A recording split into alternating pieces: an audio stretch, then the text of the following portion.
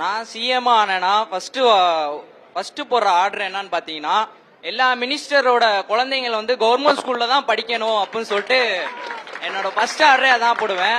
நான் ஏன் இதை போடுறேன்னா, இப்போதைக்கு கவர்மெண்ட் ஸ்கூல்ஸ் வந்து எப்படி இருக்குன்னு நம்ம தெரியுது. ஏன்னா நிறைய பேர் ரீல்ஸ் எடுத்து போட்டுக்கிட்டு அதை வந்து யாரும் கேள்வி கேட்காம ஒரு சரியான முறையாக அந்த அரசு பள்ளியை நடத்தாம எத்தனை பள்ளிகள் இருக்குன்னு நம்ம பாக்குறோம். அதனால இப்ப வந்து எல்லா மினிஸ்டரோட குழந்தைங்க வந்து அந்த கவர்மெண்ட் ஸ்கூல்ல படிச்சா அதை மாத்துவாங்கல்ல.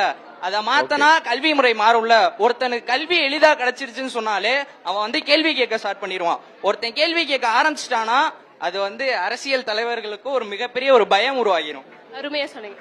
நான் முதலமைச்சர் ஆனேன் அப்படின்னா முதல்ல தண்டனைகள் அதாவது அதிகமா ஆக்கணும் அப்படின்னா, தண்டனைகள் கடுமையா ஆனா அப்படின்னா குற்றங்களை அதுவே தானா குறையும் அப்படின்றாங்க.